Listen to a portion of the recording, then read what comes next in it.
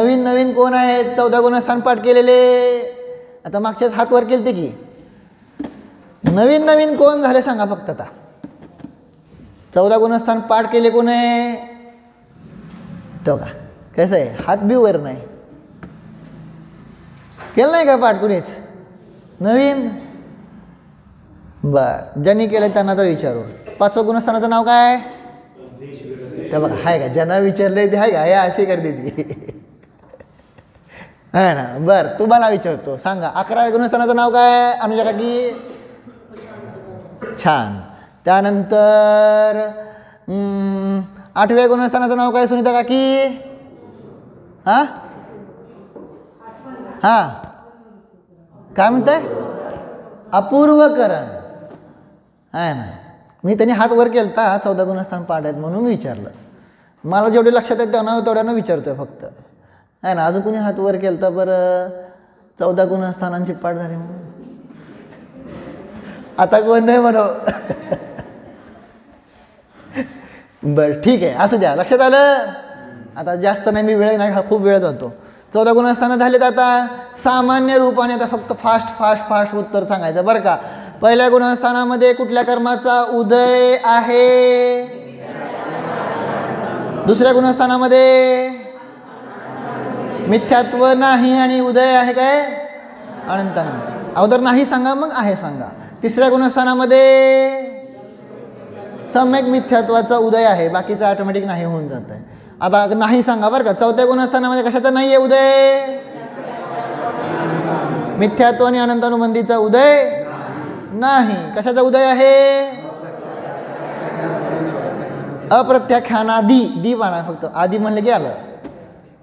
Okay हां. पुढं 5व्या गुणस्थानामध्ये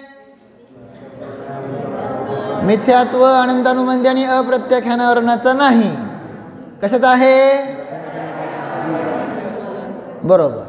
6व्या गुणस्थानामध्ये मिथ्यात्व अनंतानुबंधी अप्रत्याख्यानावरण प्रत्याख्यानावरणचा उदय. कशाचा उदय आहे? संज्वलनचा तीव्र उदय म्हणून प्रमत्त. आता हे झालं आहे खूप वेळा, बस आहे. फक्त मी आपलं थोडंसं घेतोय आहे ना. त्यामुळं काय नाव पडलं काय नाही हे तुम्हाला सगळं घटवलेलं आहे.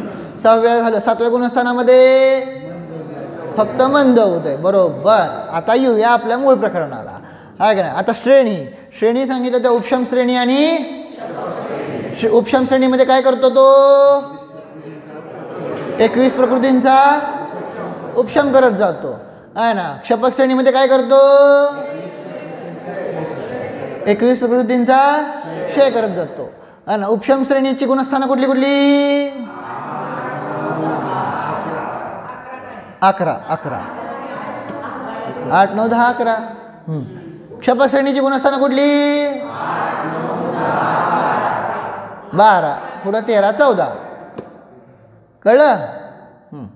क्षपक श्रेणी चढला तर काय होणार? त्या भावातच काय होतो? मोक्षाला जातो. मग क्षपक श्रेणी चढण्यासाठी कुठलं सम्यक दर्शन अनिवार्य आहे? क्षायिक सम्यक दर्शन कंपल्सरी. क्षायिक सम्यक दर्शनामध्ये कुठल्या कर्मांचा क्षय केलेला आहे? मिथ्यात्व आणि म्हणजे 5 किंवा 7. कळलं का नाही? ह्या 7 प्रकृतींचा 5 काय म्हणायचं? 7च म्हणायचं. कारण अगोदर क्षयक्षम सम्यक दर्शन असते ना, त्यामुळे 7 आहेच, 5 म्हणायचंच नाही. 7 प्रकृतींचा काय केलेला आहे? क्षय केलेला आहे. तेव्हाच काय होतो? तो क्षायिक सम्यक दृष्टी होतो. समजलं ना? समजतं का नाही? पुढं आता त्यानंतर काय बघायचं आहे आपल्याला? 8वं गुणस्थान. 8व्या गुणस्थानाचं नाव काय सांगितलं होतं? अपूर्वकरण. बरोबर. सामान्य सांगितलं होतं फक्त. अपूर्वकरणामध्ये काय आहे? परिणामामध्ये अपूर्वता. हे सामान्य कथन आहे बरं का. मी अजून विशेष सांगणार आहे आज आहे ना. पुढं 9व्या गुणस्थानामध्ये अनिवृत्तीकरण. काय सांगितलं होतं? है ना. परिणाम अभिन्न आहेत, एकसारखे आहेत है ना. सांगतोय पुढं सगळं उदाहरण देऊन है ना. पुढं सूक्ष्म संप्राय. सूक्ष्म कषाय म्हणजे सूक्ष्म संप्राय आहे की नाही. कुठला कषाय आहे? संज्वलन लोभ, फक्त संज्वलन लोभ आहे 10व्यामध्ये. क्रोध मान माया नाहीत. कुठे गेले ते 9व्यामध्येच. ठीक आहे, झालं. पुढं त्यानंतर संज्वलन लोभ झालं. 11व्या गुणस्थानामध्ये हां 21 प्रकृतींचा उपशम झालेला आहे, म्हणून नाव काय पडलंय? उपशांत मोह. म्हणजे सगळ्याच मोहनीय कर्माचा काय झालेला आहे? उपशम झालेला आहे. ओके, उपशांत मोह. 12व्या गुणस्थानामध्ये सगळ्याच प्रकृतींचा काय झालेला आहे? क्षय झालेला आहे, म्हणून क्षीण मोह. ठीक आहे. सयोग केवली योगसहित केवली आहेत.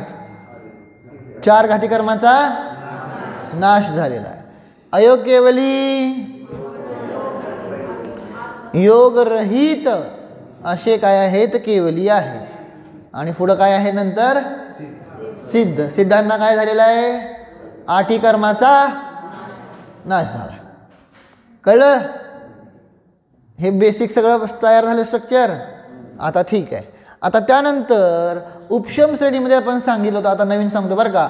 8, 9, 10, 11 असं हे ओळीनं क्रमानं चढत जातो. पण जर 11व्यात गेला की नियमानं तो काय होणार? परत खाली येणार आहे ना. जसं आपण काय करतो, सापशिडीचा खेळ खेळतो का नाही, त्यामध्ये सापाच्या तोंडात गेलो की पडदिशी खाली. समजलं का नाही? तसं 11व्यात जर गेला तर परत काय होणार? खाली येणार आहे ना. आता मृत्यूची अपेक्षा मी आत्ता सांगणार नाही, कळलं का? आता फक्त नॉर्मल सांगणार. 11व्यात गेला तर तो 11व्यातनं परत काय होणार? 10व्यात, 10व्यातनं 9व्यात कंपल्सरी आहे, 9व्यातनं 8व्यात, 8व्यातनं 7व्यात. समजलं का नाही? क्षय नाही, उपशम झाला. आता ते यायला लागलं परत. तुम्ही दाबलं होतं पाणी, सगळं कचरा खाली होता, आता तो हळूहळू वर यायला लागला. तसं परत रिटर्न सुरू झाला. आता हा रिटर्न गिअर झाला, क्रमानंच येणार. कळलं ना? हा जर मृत्यू झाला तर काय होतं हे नंतर. आता मी काही कुठल्याही गुणस्थानात सांगितलं नाही मृत्यू झाल्यावर कुठं जात होतो. आता फक्त एवढंच काय चाललंय, जर जिवंत असता अचानक मृत्यू झाला तर ते वेगळा. परंतु अचानक मृत्यू आता आपण लावत नाही, ती अपेक्षा मृत्यूच्या अपेक्षेने नंतर लावणार. आत्ता एवढं सांगतोय काय, 11व्यातून कुठं 10वा, 10व्यानंतर 9वा, 9व्यानंतर 8वा, 8व्यानंतर 7वा, 6वा. मग इथं राहू शकेल किंवा अजून पण खाली जाऊ शकेल. जाईल असा नियम नाही. नियम कुठेपर्यंत आहे? 6व्या 7व्यापर्यंत येण्यापर्यंत. हो, खाली आता त्याचे कसे परिणाम घसरणार त्याच्यावर तो खाली जाणार, पण जाईल असा नियम नाही. त्याला म्हणतात भजनीय. काय शब्द आहे? भजनीय म्हणजे मे बी होईल पण नाही पण. इट्स डिपेंड ऑन परिणाम, त्याच्या परिणामावर डिपेंड आहे. समजलं? कळलं का नाही? काय काय झालं? उपशम श्रेणी चढला आहे ना, 11व्यापर्यंत गेला, परत 11, 10, 9, 8, 7, 6, मग परत 6, 7, 6, 7, 6, 7 करेल. कळलं? नाही, पुढं नाही जात, पुढं नाहीच. त्याला खालीच येणार, हे कंपल्सरी. कंपल्सरी समजलं? आता बघायचं आपण 8वं गुणस्थान. 8व्या गुणस्थानाचं नाव काय पडलेलं आहे? अपूर्वकरण. आता इथं लक्षात ठेवायचं काय आहे? करण म्हणजे परिणाम. 3 प्रकारचे परिणाम होत असतात जेव्हा एखादं विशेष कार्य करायचं आहे. तुम्हाला गाडी जर वर न्यायची असेल तर काय करतो आपण? जरा गाडीचा काय करतो? स्पीड वाढवतो का नाही? काय म्हणतोय?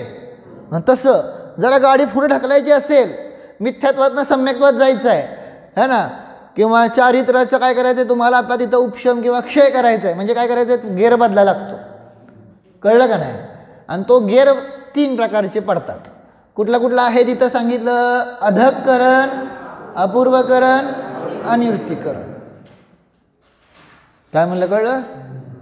मी परत सांगतोय, मिथ्यात्वातून सम्यक्त्वात जायचं आहे किंवा म्हणजे तिथं काय करायचं आहे, 7 प्रकृतींचा उपशम किंवा 5 प्रकृतींचा उपशम करायचा आहे, कळलं का नाही, किंवा 21 प्रकृतींचा उपशम करायचा आहे किंवा क्षय करायचा आहे. म्हणजे आपल्याला काय करायचं आहे, गाडीचा स्पीड वाढवायचा आहे.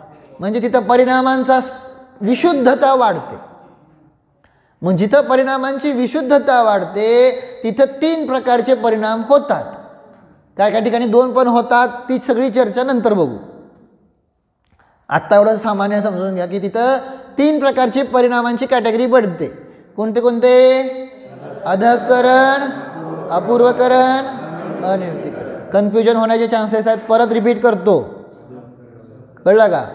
है ना. काय हे मिथ्यात्वातून सम्यक्त्व तेच आहे. म्हणजे आपल्याला प्रथमोपशम सम्यक्त्व करायचं असेल, द्वितीयोपशम सम्यक्त्व करायचं असेल किंवा क्षपक श्रेणी चढायची असेल तर तिथं 3 परिणाम होणार आहेत. हे मी फक्त सामान्य सांगतोय, विशेष अजून आहेत. काय काय ठिकाणी 2 पण होणार, पण ते नंतर, कळलं है ना. मग कुठले 3 प्रकारची गोष्टी होतात? अधःकरण, अपूर्वकरण, अनिवृत्तीकरण. आता पहिल्यांदा समजून घ्यायचं, मग गुणस्थानाकडे नंतर बघूया. आता पहिल्यांदा एवढं समजून घ्या, अधःकरण म्हणजे काय, अपूर्वकरण म्हणजे काय आणि अनिवृत्तीकरण म्हणजे काय. हे लक्षात ठेवा.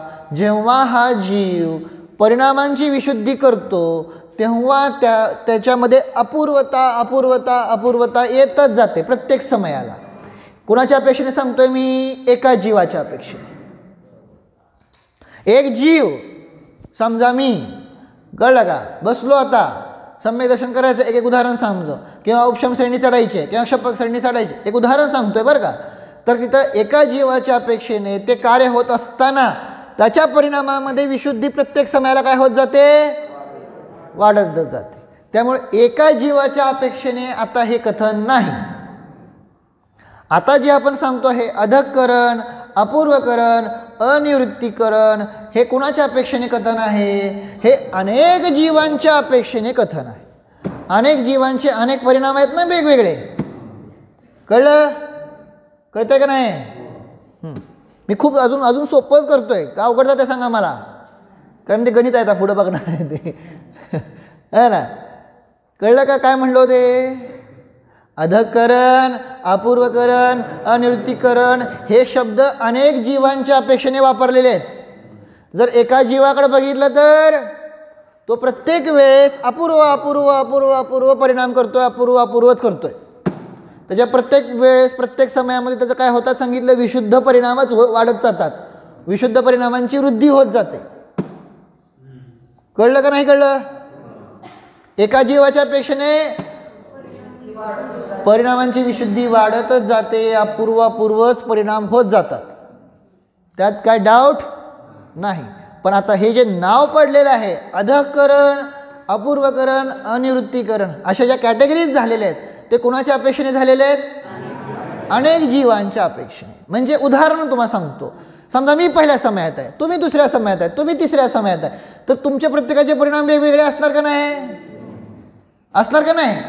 तुमच्या विशुद्धीची कॅटेगरी वेगवेगळी असणार का नाही?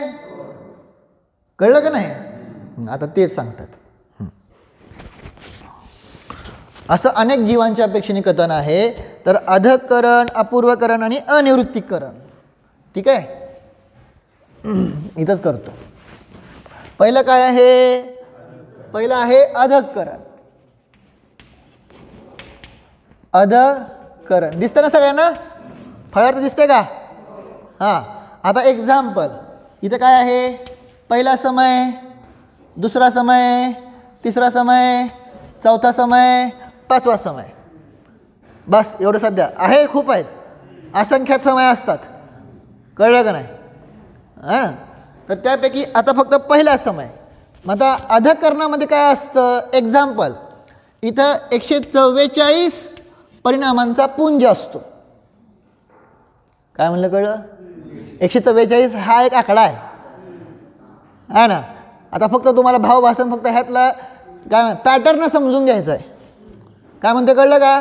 आकडे काय लक्षात ठेवायचे नाही तुम्हाला पॅटर्न फक्त समजून घ्यायचं आहे. हे उदाहरण आहे फक्त. ओके. हां, पहिल्या समयामध्ये 144 आहे, दुसऱ्या समयामध्ये समजा 140 आहे, तिसऱ्या समयामध्ये 4 कमी होतं, किती होतं 136 आहे. कळलं का नाही? 132. समजते का? कळलं आहे ना? आता असं तुम्ही समजून चाला, एवढं फक्त धरून चाला. आता 144 मध्ये पण परत तिथे 4 कॅटेगरीज आहेत. काय आहेत? परत समजा एक धरून चाला, 4 म्हणजे असंख्यात कॅटेगरीज आहेत. आता फक्त समजून चाला काय आहे. 39, 40, 41 आणि 42. ओके. आता हे काय चाललं लक्षात घ्या. हा 144 म्हणजे अनेक परिणामांचा पुंज आहे, जो फक्त पहिल्या समयातच होतो. ओके. 140 हा अनेक परिणामांचा पुंज आहे, जो फक्त काय होतो? दुसऱ्या समयातच होतो. कळलं का नाही? हां, जो वेगळा आहे, ह्याच्यापेक्षा हा वेगळा आहे, ह्याच्यापेक्षा हा. कळलं का नाही? पुंज आहे. लक्षात येत आहे. परंतु ह्या 144 मध्ये सुद्धा काय होतं सांगितलं? परत 39 म्हणजे 1 ते 39 असा परिणामांचा पुंज आहे. कळलं का? हा पण परिणामांचा पुंज आहे. एक परिणाम नाही आहे तिथं, अनेक परिणाम. समजलं का? समजतं का नाही? काय होय तर म्हणा, नाही तर नाही तर म्हणा. नाही. आता अनेक जीव आपण घटवतोय का नाही? अनेक जीव घटवतोय का नाही? हां, मग हा एक परिणामांचा पुंज, हा एक परिणामांचा, अशा प्रकारे हे वेगवेगळे परिणामांचे काय आहेत? पुंज आहेत. ठीक आहे. आता जो दुसऱ्या समयात असतो त्याच्याकडे 39 वाले परिणाम नसतात, त्याच्याकडं 40, 41, 42 आणि 43 अशा कॅटेगरीचे परिणाम असतात. हे पण पुंजेच आहेत. कळलं का? कळलं का नाही? पुढं 41, 42, 43 आणि 44. पुढं काय? 42, 43, 44, 45.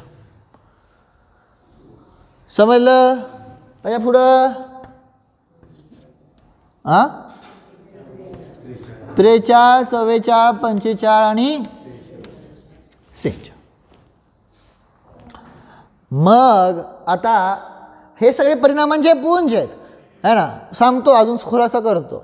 समजा कोणी जीव पहिल्या समयात आहे आणि त्याने 39 परिणाम केले. 39 मधले कुठले पण परिणाम असतील, ठीक आहे, है ना? तर कोणी पहिल्या समयात आहे त्याने 40 मधले कुठले तर परिणाम केले. ओके. पहिल्या समयात आहे कोणी 41 मधले परिणाम केले. कळलं का नाही? परिणामांची लेवल. कळलं का? आता कोणी जीव पहिल्या समयात दुसऱ्या समयात गेलाय, त्याने इथं दुसऱ्या समयात तसले 40 वाले केले, परंतु एका जीवन पहिल्या समयातच तसले 40 वाले केले होते. कळलं का? हां, अनेक जीव आहेत हो, एका जीवाच्या पेक्षाने कतर नाही. हा जीव आपला सरळ चाललाय 39, 40, 41, 42, 43 वगैरे. कळलं नाही? पण कोण्या जीवानं समजा काय आहे, पहिल्या समयामध्ये 40 परिणाम केले. 40 वाले जी विशुद्धी होती, ती विशुद्धी कोण्या जीवाला दुसऱ्या समयात झाली. कळलं का? कोण्या जीवाला 41 जे परिणाम केले, कोण्या जीवाला तिसऱ्या समयात होईल. कळलं का? 42 परिणाम आहेत ते कोण्या जीवाला चौथ्या समयात होईल, कोणाला तिसऱ्यात होईल, कोणाला. हां, पण आता 42च्या पुढं ह्या पहिल्या समयात परिणाम होणार नाहीत. म्हणजे 39 ते 42 ह्या कॅटेगरीमधलेच परिणाम असतात पहिल्या समयात. दुसऱ्या समयामध्ये 40 ते 43 अशा पुंजवाल्या परिणामांचेच कॅटेगरीज असतात. कळलं का? तिसऱ्या समयामध्ये 41 ते 44 अशा परिणामांच्या पुंज असलेल्यांचीच कॅटेगरीचे परिणाम असतात. समजते का नाही? हां, लक्षात आलं का? असे मल्टी परिणाम आहे तिथं हो, त्यातला कुठला तरी एक परिणाम होतोय. मग कोण्या जीवाला पहिल्या समयामध्ये 39 होईल, 41 वाले जे आहेत ते, कोणाला 40 वाल्यांचा होईल, कोणाला 41 वाल्यांचा होईल, कोणाला पहिल्या समयात. कळलं का?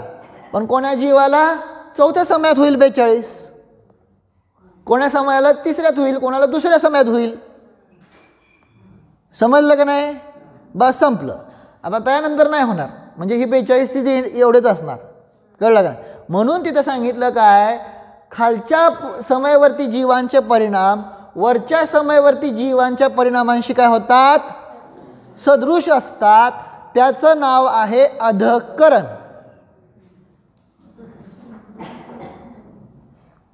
काय झालं? कळलं? खालच्या समयवर्ती जीवांचे जे परिणाम आहेत त्यांचे वरच्या समयवर्ती जीवांचे, वरच्या म्हणजे काय सगळ्या नाही बरं का, काही ठराविकच है ना, है ना, त्यांच्याशी काय आहेत, सदृश असतात. है ना. ह्याला बघून म्हणलं त्याला काय, अधःकरण. आज एवढंच. मला माहिती आहे अपूर्ण आणि वृत्ती अजून कन्फ्युजन वाढेल. आज एवढंच घेऊ.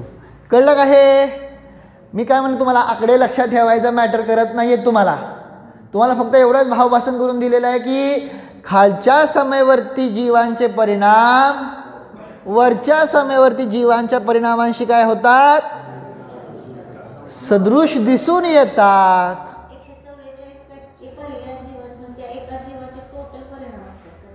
नाही, अनेक परिणाम आहेत. 144 मध्ये अनेक परिणाम आहेत, त्यातला कुठला तरी एक परिणाम होतोय.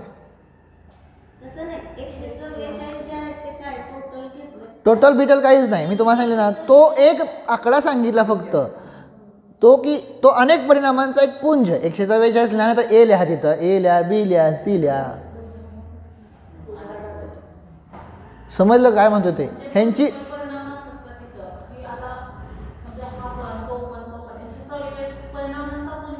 हा पुंज झाला. आणि त्या परिणामांच्या पुंजमध्ये 39 ते किती, 39 ते 42 असे सापडतात. एवढेच परिणाम सापडतात, है ना. 140 मध्ये 40 ते 43 असेच परिणाम सापडतात. समजलं का नाही? त्यानंतर 136 हा जो परिणामांचा पुंज आहे, त्यामध्ये कुठल्या कॅटेगरी सापडतात, 41 ते 44 एवढेच सापडतात. लक्षात आलं का?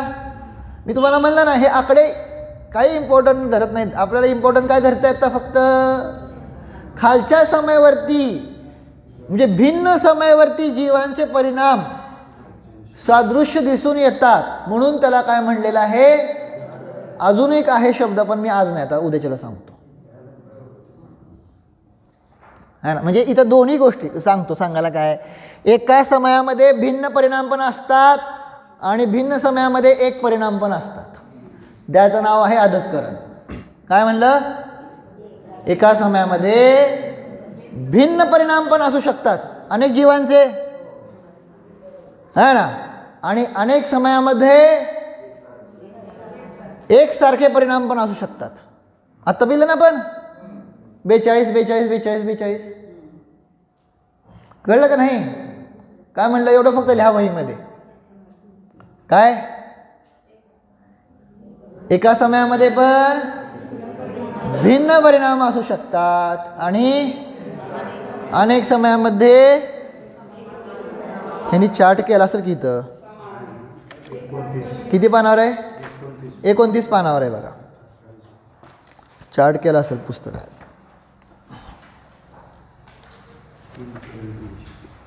29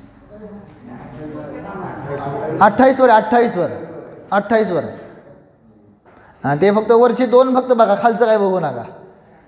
एक समयवर्ती जीवोंगे परिणाम आणि भिन्न समयवर्ती जीवोंगे परिणाम. कळलं का? हेच आपण बघणार आहोत. सापडलं का? नाही सापडलं तरी काय राहू दे, उद्या सांगतो सगळं. बस. हो, फक्त अधःकरण कशाला म्हणलं? अधःप्रवृत्तकरण. नाव काय पूर्ण? अधप्रवृत्तकरण. अधप्रवृत्तकरण कशाला म्हणलं? भिन्न समयावरती जीवांचे परिणाम एक सदृश दिसून येतात म्हणून त्याला काय म्हणलं? अधप्रवृत्तकरण. एवढं लक्षात राहील का? काय म्हणतोय? चल हो, नाही कळलं तर परवा बघ. उद्या नाही, उद्या विधान आहे, परवा.